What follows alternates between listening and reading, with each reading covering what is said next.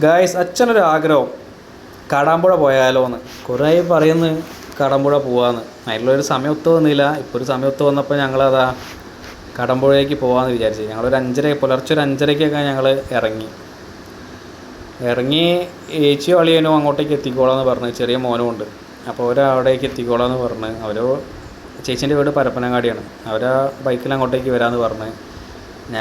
ഞാൻ, അച്ഛൻ, അമ്മ, വൈഫ്, ധ്യാനുട്ടൻ, ആദി, ചേച്ചീൻ്റെ മൂത്ത മോൻ, ഞങ്ങളെല്ലാവരും പാടെ കയറി കാറിൽ വിട്ട്.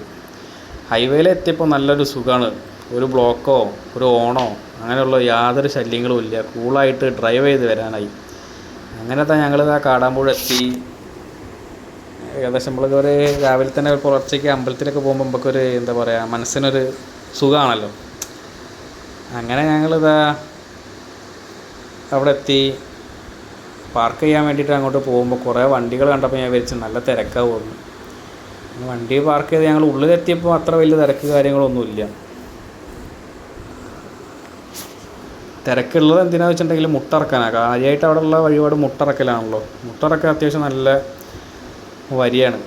ഇതാണ് നമ്മൾ ഷീട്ടാക്കുന്ന കൗണ്ടർ. അളിയന് ചേച്ചി നേരത്തെ എത്തിയോണ്ട് അവർ ഷീട്ടാക്കി മുട്ടിറക്കാനുള്ള വരിക്ക് അളിയാൻ തന്നെ നേരത്തെ നിന്ന്. ഞങ്ങൾ താഴെ പോയപ്പോൾ തന്നെ പ്രാർത്ഥിച്ച് വന്ന്. അത്ര തിരക്കില്ല. താഴെ പെട്ടെന്ന് തന്നെ കഴിച്ചതായിട്ടോ. അങ്ങനെ കുറച്ച് നേരം അവിടെ ഇങ്ങനെ കറങ്ങി നിന്ന്. സമയം പോകണ്ടേ, അളിയനെ കാത്തിക്കണം. നല്ല വരിയല്ലേ. ഏകദേശം അരമണിക്കൂറോളം ഞങ്ങളിത് അവിടെ വരി നിന്നിട്ടുണ്ട്. പിന്നെ കുറച്ച് നേരം ആ സ്റ്റെപ്പിൻ്റെ മുകളിൽ ഇരുന്ന് എല്ലാവർക്കും ഇങ്ങനെ വിശക്കാൻ തുടങ്ങി.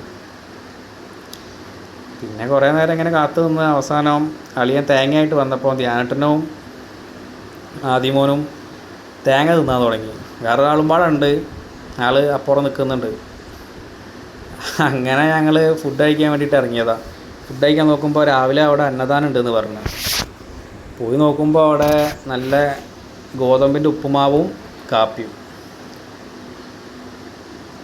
അങ്ങനെ ഞങ്ങളതും കുടിച്ചത്. നല്ല അതിമനോഹരമായ കാഴ്ചകളല്ലേ രാവിലെ തന്നെ നല്ല കാണുന്നത്, ചെടികളൊക്കെ ആയിട്ട്.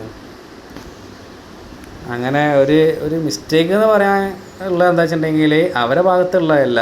നമ്മൾ പുതിയ അറിയാത്ത ആൾക്കാരൊക്കെ ഫുഡ് കഴിച്ച് പോകുമ്പോൾ ഈ വേസ്റ്റ് കൈ കഴുകുന്ന അതിൽ തന്നെയാണ് ഇടുന്നത്. അതിലൊരു പാത്രം വെച്ചിട്ടുണ്ട്. പക്ഷെ അതിലാരും ഇടാതെ തന്നെ കൈ കഴുകുന്നോട്ട് തന്നെയാണ് പോയിട്ട് എല്ലാ വേസ്റ്റും ഇടുന്നത്. അതെന്താ അറിയില്ല, അറിയാഞ്ഞിട്ടാവുമെന്ന് വിചാരിക്കണം. അങ്ങനെ ഞങ്ങൾ പുറത്തേക്ക് ഇറങ്ങി. ധ്യാനട്ടനും ചേച്ചിൻ്റെ രണ്ടാമത്തെ മോനും ഒന്നും കഴിച്ചിട്ടില്ല. അവർക്ക് മസാല ദോശ കാണുമെന്ന് പറഞ്ഞപ്പോൾ ഞങ്ങൾ മസാല ദോശ കഴിക്കാൻ കയറി. അപ്പോൾ എടുത്ത വീഡിയോ ആണ് ആ കൃഷ്ണൻ്റെ. കണ്ടപ്പോൾ നല്ലൊരു കൗതുകം തോന്നി. അങ്ങനെ ആ ഒരു വീഡിയോ എടുത്ത് ഞങ്ങളിതാ ഇറങ്ങി. നല്ല പൊരി വെയിലല്ലേ, AC ഒക്കെ ഇട്ടിട്ടൊന്നും വണ്ടി നടക്കുന്നില്ല. അങ്ങനെ ഏകദേശം ഞങ്ങളിതാ തിരിച്ച് വീട്ടിലെത്താനായി. എല്ലാവർക്കും ഭയങ്കര ക്ഷീണമുണ്ട്. നീ ഒന്ന് കിടന്നുറങ്ങണം. അപ്പോൾ ബൈ ഗൈസ്.